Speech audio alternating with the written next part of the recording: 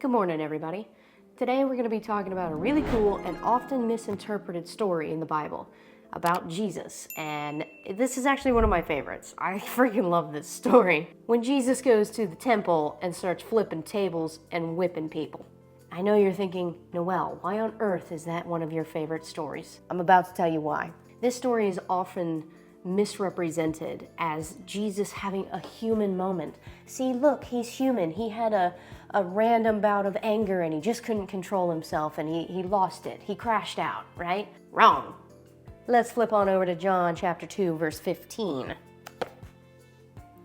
Wait for it.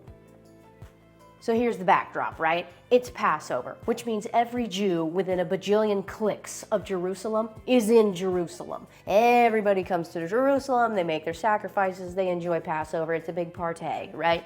The place is popping. During this time, you had to, have a sacrifice of some kind of animal, depending on your sin level or what kind of sin. There were various animals you could sacrifice. But the thing is, sacrificial animals have a lot of rules that have to go on. They have to have no blemishes, they gotta be spotless. Essentially, they just have to be flawless animals. Well, where are you gonna get a flawless sheep, to sacrifice for yourself? Well, you're gonna get it right there in the temple court. You're welcome. That wasn't strategic. The home skillets running the temple were like, how can we make more money off of this? Well, here's what we're gonna do. You gotta buy the animal right here at the temple. And not only do you have to buy it at the temple, but you have to buy it with these super fancy special temple coins. But we got you covered, don't worry about it. There's an exchange dude over there selling these coins. So you will take your denarii or whatever you have to the exchange fella and you're like, hey, I wanna buy a sheep. I need 10 temple coins for that. And he's like, all right, cool. And here's where Jesus got a little bit peeved. The exchange rates were outrageous. So they would say, all right, for this one special temple coin, it's gonna cost you 25 denarii. So by the end of it, you're gonna have to spend 250 denarii to get those 10 coins to buy your sheep. Bruh.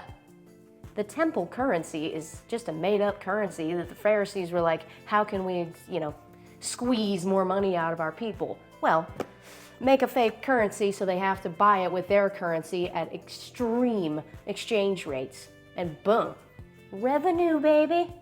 Sometimes back in those days, they would even exchange currency via weight. So, it wasn't just a 25 to 1. It was all right, this amount of coins weighs 5 pounds. Well, here's our little 5-pound weight. We're gonna put that on the scale and you're gonna give me however much money it takes to make the scale balanced.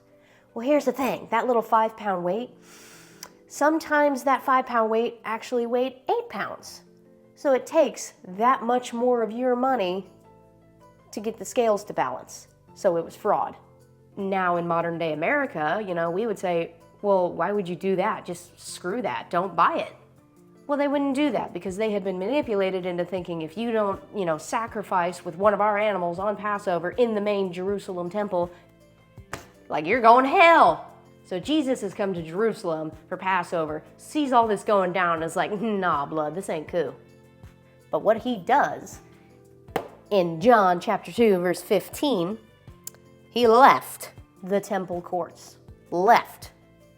And he went and fashioned a whip out of cords, and came back and drove all from the temple courts, both sheep and cattle. He scattered the coins of the money changers and overturned their tables. So I love this story because people always misrepresent this and say, look, Jesus had a human moment, he crashed out, he couldn't control his anger, and he just went, no. He went away, fashioned a whip from scratch, and then came back. This was a well thought out, premeditated whooping. By the way, side note, can you imagine all the disciples sitting around watching Jesus fashion this whip and just looking at each other who's about to get it? I think the reason Jesus did this was to show us a good example of righteous anger. Jesus had every right to be this mad about this situation. He has said this sort of thing about the Pharisees several times. You brood of vipers, you thieves, you are literally manipulating and extorting your citizenship for money, for greed. That's it. I love just a little taste of what's going to happen when Jesus comes back. He's just going to, well, okay, not even that. He's not just going to flip over tables. He's going to burn the freaking world to the ground. You know, just that. Better be ready.